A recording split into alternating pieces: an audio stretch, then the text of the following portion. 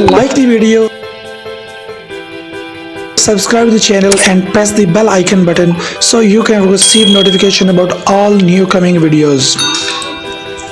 Okay guys, this is me Arsalan Inayat and you are watching my channel पढ़ ले बेटा। आज की इस लेसन में हम बात करने जा रहे हैं कि विल एंड शेल का इस्तेमाल क्या होता है, हम विल को कहाँ पर इस्तेमाल करते हैं और शेल को कहाँ पर इस्तेमाल करते हैं। लेकिन लेसन शुरू करने से पहले मेरी आपसे एक गुजारिश है कि अगर आपने मेरा चैनल अभी तक सब्सक्राइब नहीं किया तो चैनल को सब्सक्राइब कर लें और बेल आइकन के बटन को ज़रूर प्रेस करें ताकि आपको आने वाली वीडियोज़ के बारे में नोटिफिकेशन मिलता रहे। तो आइए चलते हैं हम आज के अपने लेसन की तरफ। सबसे पहले हम विल से स्टार्ट करते हैं कि हम विल को किन चीज़ों के लिए इस्तेमाल करते हैं और कहाँ कहाँ पर इस्तेमाल करते हैं। So we use will for making instant decisions. Sorry, मैं ज़रा हाईलाइटर यहाँ पर सिलेक्ट कर लूँ ताकि मैं आपको साथ साथ बताता भी जाऊँ कि हम कहाँ तक पहुँच चुके हैं और हम क्या पढ़ रहे होंगे। या black will be sufficient for us. So we use will for making instant decisions. अचानक जो फैसले किए जाते हैं उनके लिए हम विल का इस्तेमाल करते हैं। When we decide on something और agree to do it more or less at the moment of speaking, यानी जब आप बात कर रहे होते हैं, बात करने के दरमियान ही आप किसी बात का फैसला करते हैं, उसके लिए हम इस्तेमाल करेंगे विल का। एग्जाम्पल है हमारे पास, I am thirsty, I think I shall make some tea. मुझे प्यास लगी है, मेरा ख्याल है कि मुझे चाय बनानी चाहिए या मुझे चाय बनानी होगी। I shall make some tea, I shall make some T.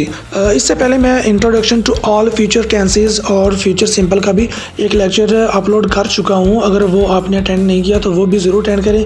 उसके अंदर आपको ये पता चलेगा कि हम फ्यूचर के जो टेंसेस हैं उनको कब कहाँ पर इस्तेमाल करते हैं। प्रेजेंट कंटिन्यूस को हमने अगर फ्यूचर में इस्तेमाल करना हो तो कैसे करते हैं। जो बात यहाँ पर आपको पता चलेगी वो ये है कि हम शैल के साथ कौन सी वर्ब का इस्तेमाल करते हैं और हेल्पिंग वर्ब उसके अंदर कौन कौन सी होती है। विल और शैल के लिए शॉर्ट फॉर्म कौन सी होती है और विल और शैल जो है वो किस किस के साथ इस्तेमाल होते हैं, ये आपको उस लेसन के अंदर डिटेल में पता चल जाएगा।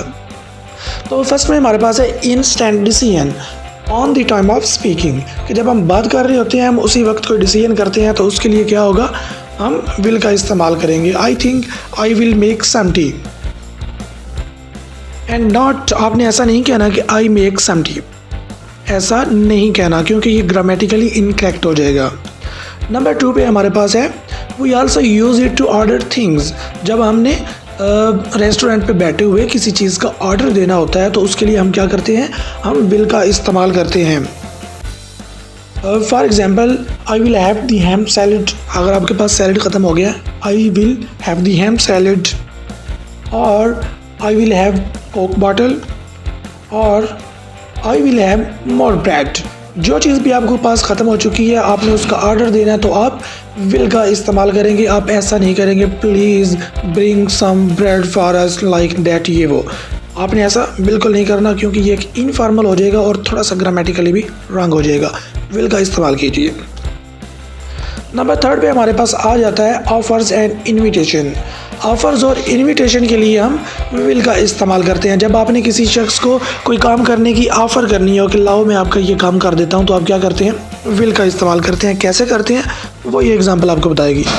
I will peel the potatoes, I will peel the potatoes offer. आप बार बार सोच रहे हैं कि मैं आई के साथ विल क्यों इस्तेमाल कर रहा हूँ, ये तो शैल इस्तेमाल होता है। लेकिन जब आप फ्यूचर सिंपल का लेसन अटैम्प्ट करेंगे, जैसा कि आपको कार्ड्स में भी शो हो रहा है कि फ्यूचर के लेसन पर क्लिक करें और इसको अटेंड करें, अब आपको पता चलेगा कि हम आई और विल के साथ आई के साथ विल भी इस्तेमाल कर सकते हैं और शैल भी इस्तेमाल कर सकते हैं। फर्दर डिटेल आपको लेसन के अंदर मिल जाएंगी।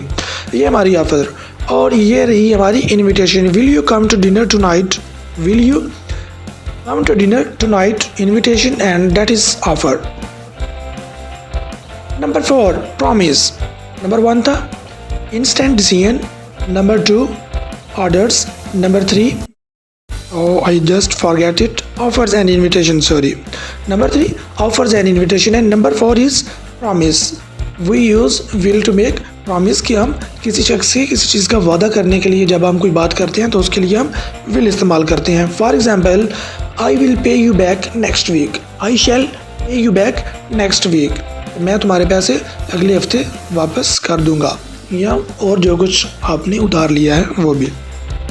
And I will help you in exams, आप किसी से उसके एग्ज़ाम में हेल्प करने, उसकी तैयारी कराने में के लिए आप उससे वादा करते हैं, तो भी आप क्या करेंगे, विल का इस्तेमाल करेंगे, I will help you in exams. उसके बाद हम देख लेते हैं कि हमने अगर विल के साथ नेगेटिव सेंटेंस बनाना है तो कैसे बनाएंगे। सिंपल रूल है, हम विल के बाद नॉट को पुट कर देंगे तो हमारे पास नेगेटिव जुमला बन जाएगा। We simply put not after will for making a negative sentence. अगर हमको एक नेगेटिव जुमला बनाना है तो हम विल के बाद नॉट पुट कर देंगे।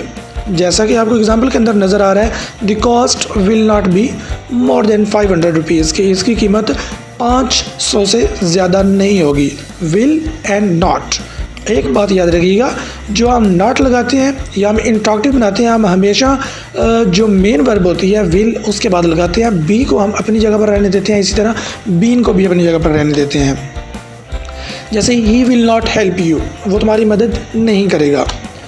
उसके बाद हम आ जाते हैं इंटरोगेटिव सेंटेंस के ऊपर। जब आपने एक इंटरोगेटिव सेंटेंस बनाना हो तो क्या करते हैं, सिंपल रूल एज यूजुअल, हम हेल्पिंग वर्ब को उठाकर स्टार्ट में ले आएंगे तो हमारे पास क्या होगा, एक सवालिया जुमला बन जाएगा। वो simply put will in front for making an interrogative sentence. एक सवालिया जुमला बनाने के लिए हम विल को उठाकर स्टार्ट में ले आएंगे तो हमारे पास सवालिया जुमला आ जाएगा। एग्जाम्पल है, will you be at home this evening.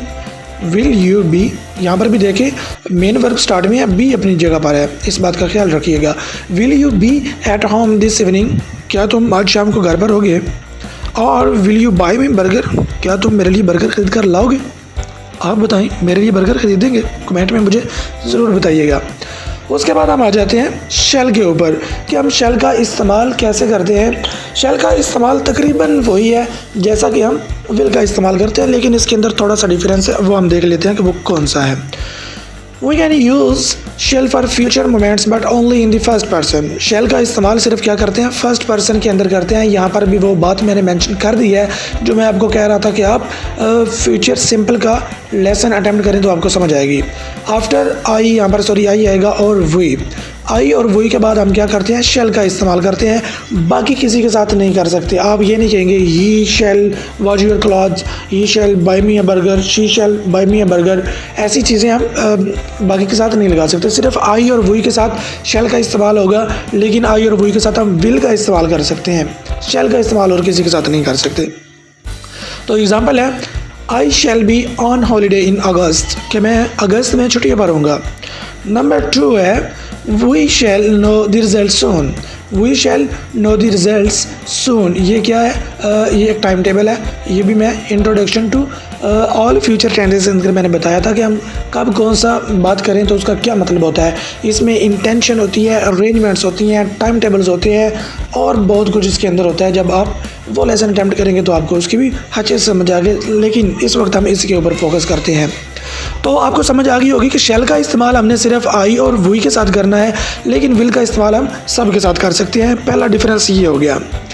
जैसे we can use either of these, ये मैं आपको मेंशन कर चुका हूँ कि यहाँ विल भी इस्तेमाल कर सकते हैं और शेल भी इस्तेमाल कर सकते हैं आई और वही के साथ। Offer and suggestion, offer and suggestion के लिए भी हम शेल का इस्तेमाल करते हैं। We also use shall for making offers and suggestion. मैं थोड़ा तेज़ी से बोलता जा रहा हूँ, वो इसलिए कि हमारा लेसन इतना लंबा ना हो जाए और आपको भी सुनने में आसानी हो। लेकिन आपको जिस बात की समझ नहीं आती, स्क्रीनशॉट लें, कमेंट के अंदर उसको पिकअप करें और मुझे बताएं, मैं आपको वहाँ पर ही क्लियर करवा दूँगा।